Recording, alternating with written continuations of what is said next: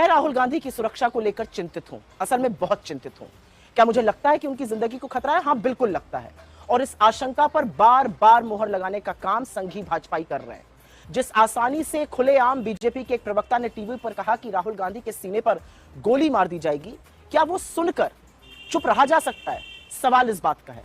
सवाल इस बात का है कि ये पहला भाजपाई नहीं है जो इस तरह की बात कह रहा है। इससे पहले इन्हीं सिरफिरों में से एक ने उनकी जुबान काटने की, किसी ने उनका सिर काटने की परिणाम घोषित किया था, किसी ने इंदिरा जी की कायराना हत्या का भी हवाला दिया था। तो ये बार बार भाजपाई इस तरह की बात करते हैं और इनमें से एक के खिलाफ भी बीजेपी कोई एक्शन नहीं लेती है। उल्टे ऐसे नफरती दरिंदों की पदोन्नति होती है पार्टी के अंदर। मुझे चिंता इसलिए है क्योंकि इन्हीं संघियों का ऐसा ही खूनी इतिहास है। इन्हीं की विचारधारा से प्रभावित होकर नाथूराम गोडसे ने गांधी को मारा था। मुझे चिंता इसलिए है क्योंकि ये कायर हिंसक है। ये सच के सामने टिक नहीं पाते हैं और टिक सकते भी नहीं है। मुझे चिंता इसलिए है क्योंकि जिन सुरक्षा एजेंसियों पर उनकी सुरक्षा की जिम्मेदारी है, वो उनकी सुरक्षा से संबंधित चिट्ठियां जो लिखी जा रही हैं वो बेधड़क लीक कर रहे हैं।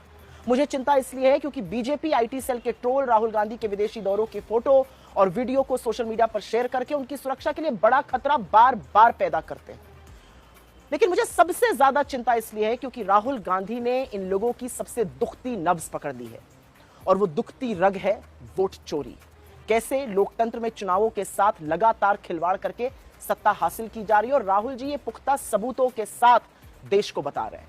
दिक्कत तलब बात यह है कि उनके सबूत, उनका बताया सच आज घर घर पहुंच गया है और वोट चोर गद्दी छोड़ का नारा देश भर में गूंज रहा है।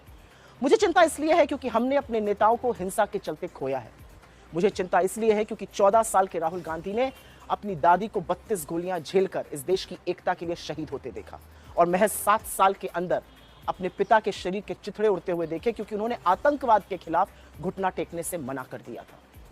और इसलिए हमें चिंता है, इसलिए हमें चिंता है क्योंकि राहुल गांधी आज इस देश का भरोसा है, सच की वो आवाज है जिन्हें कोई ताकत चुप नहीं करा सकती।